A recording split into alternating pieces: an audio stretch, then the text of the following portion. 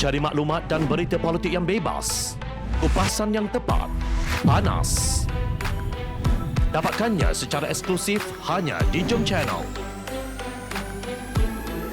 Komitmen kami, pentasan berita Isnin hingga Jumaat. Berbicara dan isu semasa, kami garapkan secara langsung. Panel-panel berkaliber dan profesional.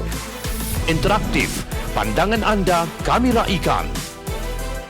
Jangan lupa bersama kami di setiap hujung minggu dalam edisi khas mingguan. Jom Channel, moving forward, sharing a new experience.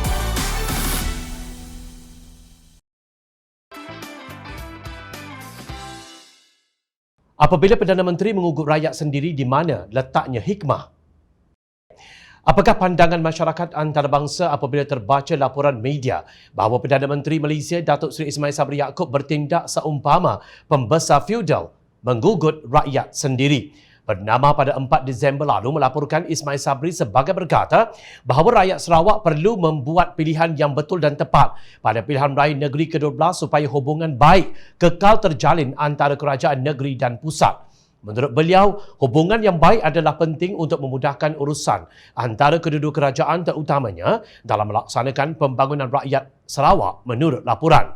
Dan saya lebih senang dan lebih mudah kerja saya sebab Ketua Menteri Sarawak, Abang Jo adalah sahabat saya. Sebab itu kali ini saya harap jangan membuat keputusan yang silap. Banyak lagi yang hendak lulus ini tidak dapat dilaksanakan kalau lain pemerintah negeri dengan pusat. Katanya semasa majlis pemimpin bersama rakyat di Kapit Town Square di Kapit Dipetik bernama.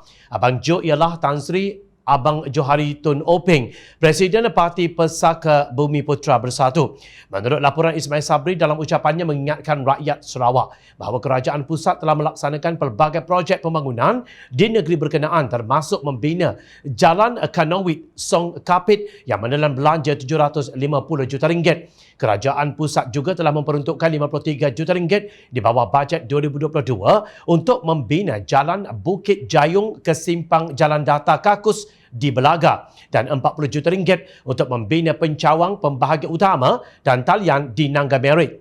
RM30 juta pula diperuntukkan bagi melaksanakan projek bekalan air luar bandar di kawasan Nangga Mujong serta RM4.89 juta untuk membina pusat pendidikan awal kanak-kanak, Jabatan Kebocoran Masyarakat Kemas di Rumah Jampuk. Ismail Sabri juga berkata di bawah Pelan Jalinan Digital Negara atau Jendela Fasa 1, Kerajaan Pusat memperuntukkan RM4.09 bilion untuk pembinaan 823 menara baharu, menaik taraf 3,012 stesen pemancar dan membina gentian optik di 73,588 premis di seluruh Sarawak demi mendapat capaian internet dengan lebih mudah.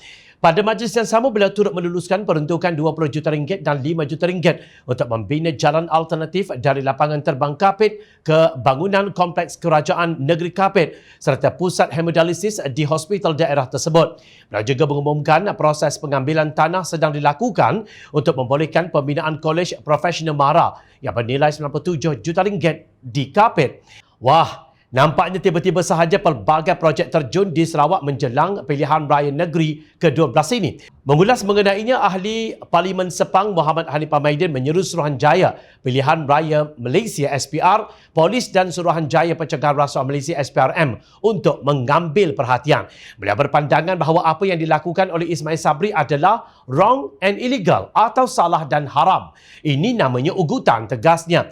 Calon Pakatan Harapan bagi Batu Kawah Kevin Lee Wen menyifatkan Ismail Sabri sebagai pembuli Malaysia.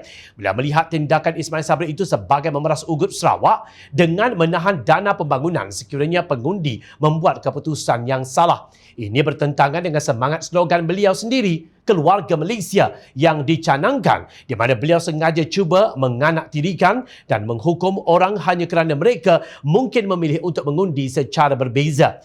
Tiada rakyat Sarawak akan dipinggirkan walaupun mereka mengundi berbeza. Saya menuntut Perdana Menteri memohon maaf kepada semua rakyat Sarawak kerana secara terbuka menggugut untuk mengambil sesuatu daripada kita dengan sesuatu yang menjadi hak kita pada mulanya, katanya dalam satu kenyataan. Beliau melihatnya sebagai ancaman terbuka kepada negeri Sarawak dan menghina kepintaran rakyatnya. Sudah terlalu lama walaupun Sarawak telah menjadi sebahagian daripada kerajaan persekutuan sejak 50 tahun lalu, kita masih jauh ketinggalan dari segi pembangunan berbanding wilayah lain di negara ini? Adakah kita mahu terus di bawah ihsan kepimpinan sebegini? Soalnya, menurut beliau adalah menjadi tanggungjawab kerajaan hari ini untuk membawa pembangunan kepada rakyat tanpa mengira kecenderungan politik mereka.